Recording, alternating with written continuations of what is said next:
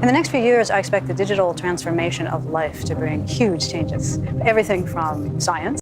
It's really the notion of digital technology pervasively impacting every walk of life and every vertical industry on all parts of the globe. So speed is mind-boggling. Humanity itself will be changed with this super intelligence and we are at the doorstep.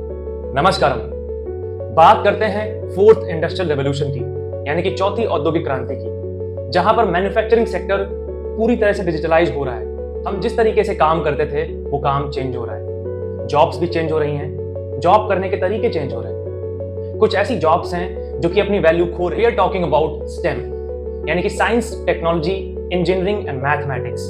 This term is called STEM. इसे STEM बोलते हैं। कई सालों में इस field में dramatic change आ रहा है। स्टेम को फ्यूचर की जॉब्स बोला जाता है। दुनिया में लगभग 90% जॉब ऐसी हैं जहां पर क्रिटिकल थिंकिंग और मैथ्स की जरूरत पड़ती है, यानी कि वहां पर स्पेशल स्किल की जरूरत पड़ती है।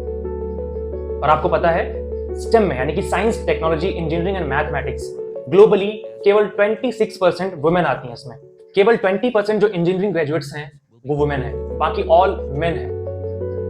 जी, हम बात कर रहे हैं महिलाओं की जो भागीदारी है टेक्नोलॉजी के अंदर, क्योंकि टेक्नोलॉजी एक ड्राइवर है किसी नेशन का। आजकल टेक्नोलॉजी सबसे बड़ा निर्धारक हो रहा है किसी नेशन की जीडीपी ग्रोथ में। जैसे इंडिया चाइना को भी पछाड़कर एशिया की बड़ी इकोनॉमी बनने की ओर अग्रसर है, तो इसमें महिलाओं की भागीदारी सबसे इंपॉर्टेंट रहेगी। और हम देख रहे हैं यहाँ पर कि 26% ही ग्लोबली उन लोगों का शेयर है। यहाँ पर इट्स अ कंसर्न। जहां पर जापान और सिंगापुर जैसे देश महिलाओं को जॉब्स में लाने की तैयारी कर रहे हैं, वो इसको लेकर काफी सोच रहे हैं। और हाल ही में WHO की ऐसी रिपोर्ट सामने आई है जहां पर इनइक्वालिटीज नजर आती हैं, यानी कि जितनी सैलरी मेंस को मिलती है उससे कहीं ज्यादा कम वुमेन्स को मिलती है, जबकि काम उन दोनों का सेम ही है। आइए जान WHO की इस रिपोर्ट में खुलासा हुआ है कि कैसे जो हेल्थ वर्किंग है उसमें लगभग 24% लेस जो सैलरी है वो महिलाएं गेन करती हैं पुरुषों के मुताबिक, जबकि महिलाएं ग्लोबल हेल्थ केयर सर्विसेज का 67% शेयर करती हैं। और प्रॉब्लम ये भी है कि जो मेडिकल जो स्पेशलिटीज है वहां पर मेंस का ज्यादा डोमिनेशन है।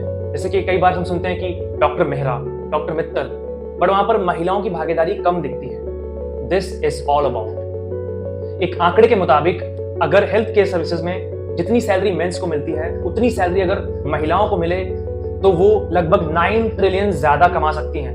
यस, और मोस्टली ये जो चीजें हैं, ये जो इनइक्वालिटी है, ये लो एंड मिडिल इनकम कंट्रीज में ज्यादा देखने को मिलता है। महिलाओं की पार्टिसिपेशन में भागीदारी कम है, उनको लीडरशिप कम दी जाती है। Let me think.